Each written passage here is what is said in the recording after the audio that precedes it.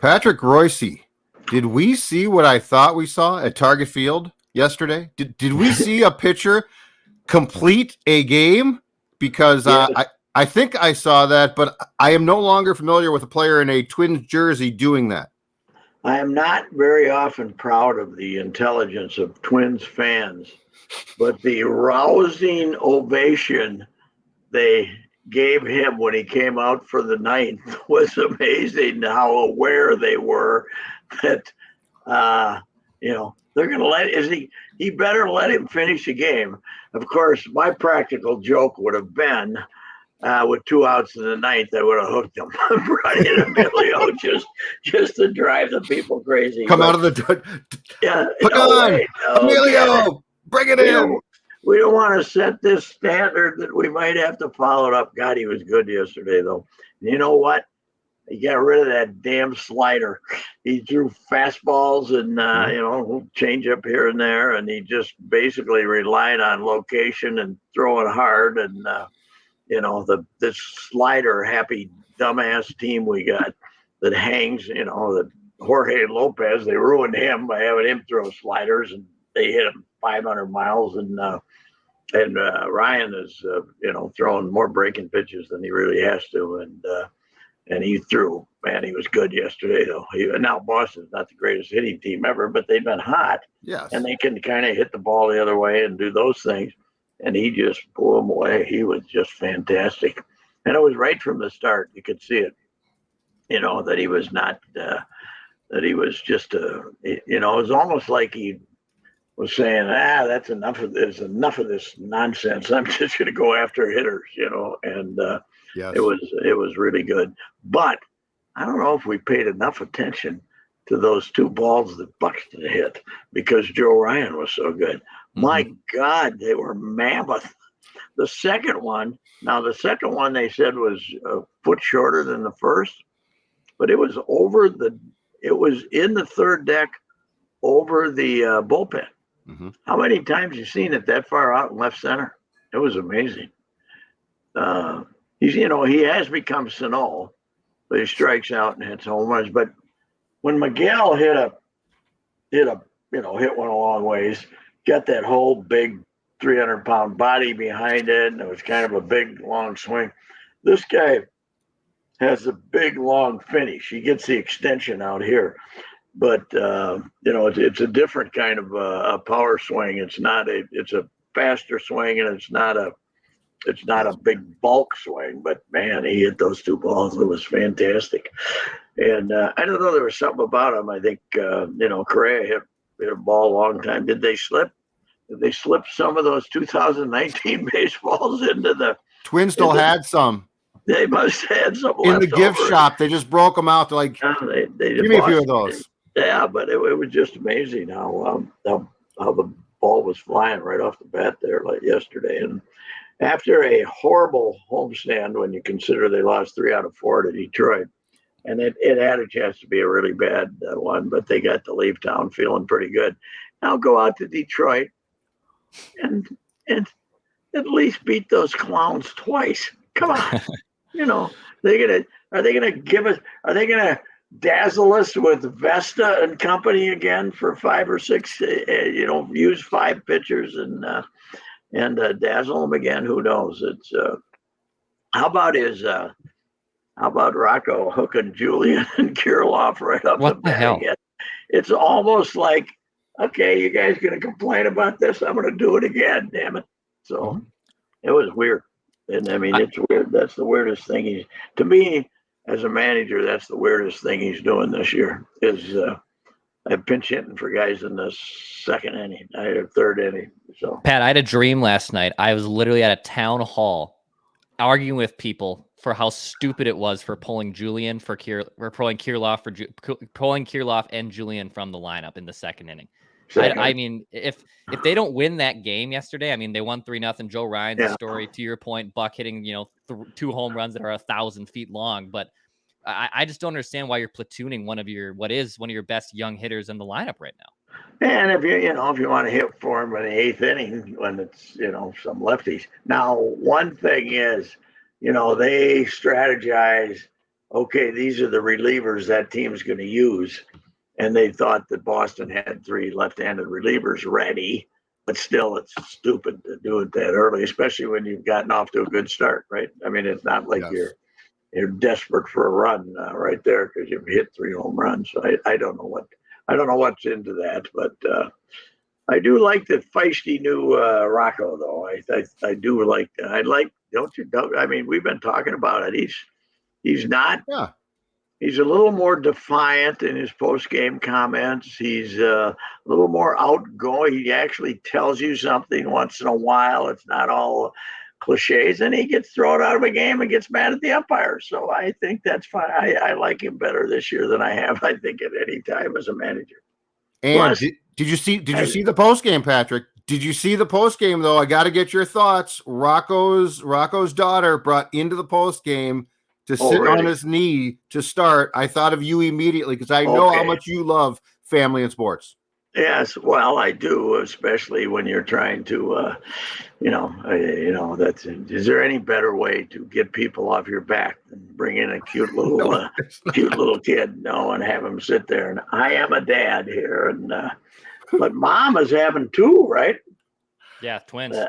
Yeah. I wonder if mom said, "Take our daughter to work because I'm pregnant with twins and I'm miserable. It's hot out. I can't do this anymore. I'm throwing up 4 times a day. Yeah. Let me go here. So you know what? Has anybody ever seen Mrs. Baldelli? No, I don't She think so. stays really. I think I mean, like the wives. The wives have their fun. One of these weeks on Valley, if they're still on Valley, we're going to find out in the next few days. We'll have the wives auctioning off some damn thing, but I got to tell you this. Go ahead. On Buxton, I was talking to Tony. Now I have no idea if this had anything to do with it, but Tony said Tony was so upset about him that he went down and talked to him a couple of days ago in the clubhouse, and he said, "Your timing is all messed up," and Buxton said that too. He says, "You have to start taking batting practice from live pitching." He said, you can't get your timing back from the machine, hitting off the machine. And I think that makes sense because you got to, even if they're not the pitchers throwing 98, I think the timing is when a guy releases a ball, is something like that. But I think that makes sense. He said, "Yeah, you have to get somebody to throw to you, and you instead of just spending all your time in the back there hitting out of the machine." So, I don't know if he did that, but Popkins didn't come through with that piece of advice. Where's David Popkins here, huh?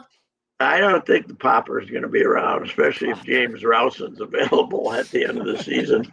But it was. I mean, that's good. I was glad he told me that just because it made sense. I hadn't thought of that. But yeah, I mean, you gotta see a arm, don't you? If you're going to get your timing back. Now that was something Tony did in 1965, and one of the few things that might still work in baseball compared to what it used to be. But that was very interesting. Pat, on the Joe Ryan front, can you remember? I saw this ranking from MLBTradeRumors.com, and they're ranking the best rental trade deadline acquisitions and they're just putting a range of 2017 to 2021. So they're not going back, of all time or 20 years. Mm-hmm. But from that 5-season range, they ranked the Joe Ryan for Nelson Cruz trade the best rental trade acquisition in that span. I should have made a bigger deal about that in that column. I didn't make any deal about it at all when I was ripping the Twins the other day because it didn't quite fit the narrative.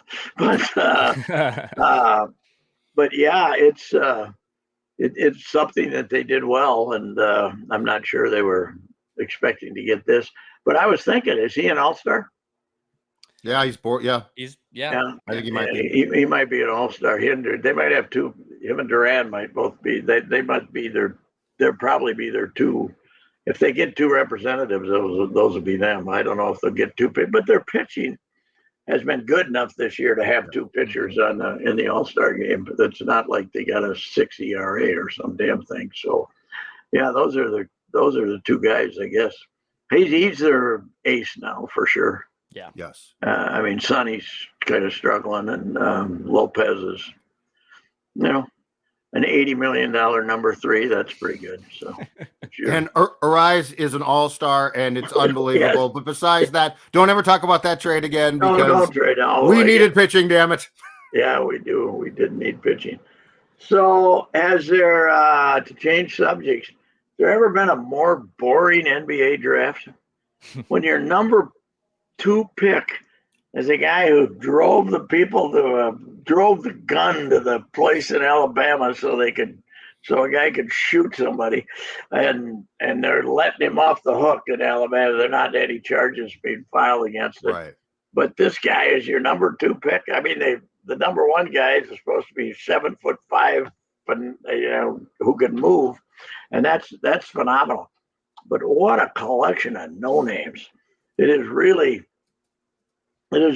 evidence that allowing. I mean, now and we're 20 years into it, but it really is evidence that no stars are made anymore in college basketball. Oh, right? hell no. No, I mean, none of them. The last one was Williamson, and he never plays. Right. Or they go and play in this, like that Scoot. He went and played for that G League Ignite team. That's your one and done team. Yeah, that's You're not a bad deal if you have no interest in going to class or anything. Yeah. But as far as publicity, you get none. There is zero, right? I mean, the G League. You turn on you happen to accidentally run across a G League game. There's 274 people in the stands. I was down in Des Moines and went to see the G League team. The night I was there, they're playing in the Des Moines, the main arena, the same place the hockey team plays. Mm-hmm. There were 200 people there. And the guy said, well, it's a bad night and it's a weak night and something like that. Sometimes we get 600, he said. Ooh, okay, So, I mean, it's not a bad thing but they could be having these G League games in high school gyms places and not fly people all over the country. You know what they should have? They should have about 4 bubbles. Save a lot of money, would they? If they, instead of setting up this team, they all got to lose millions. They all got to lose millions. I think it's a good idea because we were talking about this Mm-hmm. winter. There seemed to be more depth in the NBA now. I mean, Luka Garza showed up and he could play, and they're bringing some guys from up there who you can play for a week or 10 days or something like that. So there's more of those guys than there used to be. But as far as the G League being an asset to the excitement of the NBA, it sure as hell isn't, because this guy, Scoot, how do I know if I should be excited about Scoot Henderson? I never saw him play. Mackey loves him, so. Oh, really? Oh, Phil loves him. Yep. Pat, yep. you should have. They tweeted out a video yesterday in Charlotte because the word was in the morning of about this time yesterday that the Hornets were actually going to take Scoot and not Brandon Miller. So his odds jumped up like crazy, and it looked like, well, Scoot's not going to go 3. He's going to go 2 instead to Charlotte. So there's a live shot at I believe what is like a Buffalo Wild Wings in Charlotte, their live reaction to Adam Silver saying, and the Hornets have taken Brandon Miller, and the whole place is just boo. Oh, really? They wanted Scoot? Like Scoot's more dynamic? I think more dynamic, and also to your point about just the whole behind the scenes things too with Brandon Miller. I don't think the that they gun were stuff too tends to thrilled be a about problem. it. Yeah, well, and of course, what the Hornets said. No, Brandon was our guy all along. We just tried to create an interest. Yep. But who's the gal on ESPN on the NBA? She's now the Malik Anderson. Of the group. Yeah, Andrews. Yeah, they got everybody's mad at her because she brought it up. Oh, yeah. They should have had a 5-minute set piece on the whole thing before they got on the drafted, gun. Right? Yeah. No. Shap went and talked to him, and they did pre-draft. They did a whole thing about that night, what transpired, how sorry he was, which he didn't do a real good job of being a believable sorry dude about it. And all the but all the draft. How could she do this and spoil his night? Well, What? how could they? Oh, she's getting killed on Twitter. Yeah, how could she do this? Spoil her night. Well, his pals spoiled the night for the woman they killed. So that's and like you said, he's going to face zero repercussions. So Alabama. I'd be very thankful if I was Brandon Miller. I don't know. Did he miss a game? I think he just. Alabama, no, I think the night it all came down, he scored like 40 points or something. Yeah. Well, he's a shooter, right? Supposedly. Well, yeah, but yeah, a bunch of no names, though. I don't understand. Well, the world has millions of basketball players. The world, and you got them, and you got Europe, and you got here, and there's more people playing basketball, more great athletes playing basketball. And you get about 4 guys coming to the NBA every year who make a difference. I don't get it. I don't get it. There's not. Hell, there's more excitement for the NHL draft, even if it's only guys like you. There's more. Do we have a Connor Bedard? Yep, that's right. He's our generational talent. Who gets the pick? Chicago Blackhawks. Yeah, the Blackhawks are coming. They set that up. Okay. Yep. Hey, but it wasn't there? Isn't that a hockey name? Was his old man a player? No, Brian Bedard is, I think, his uncle. Okay. It's Brian Bedard's sister's kid. He's not related to Eric. Mm-hmm. So Not related to Eric Bedard either, right? no, I don't. You know, if you were really a forward-thinking, athletic team, you would get families together that have the proper genetics and just pay for their lives, and to have kids, because genetics are the greatest thing in sports, aren't they? I mean, well, definitely help. I mean, they're just, anyone who doesn't believe in it, just look around. Just look around who's good. All right, I went to a game last night out of the RBI League in St. Paul. Yeah. They got a baseball field out there, Prosperity Park. Yeah, I played there when I was a kid. Maybe the worst baseball park I've ever been to. Maybe the worst maintained baseball park. Oh God! They had 45 blades of grass, and the dust. If somebody slid, they were. Oh boy! In danger of dying of dust inhalation. Somebody get at least a little can of water. And have the Twins pay for some grass. They're supposed to. That's what RBI is for. I know. That's exactly what I'm saying. Have them show up with the grass. They put them on this field. Oh my God, it's terrible. See you later. All right. See ya. Have a good weekend. Thank you, Fat. You too. Bye. Wrapping with Royce here. Royce Unchained, I should say, on the Score North YouTube channel and our Apple, Spotify, Score North app. Hit that subscribe button. Some live additions to a Purple Daily and Minnesota Sports with Mackey and Judd on this Friday as well.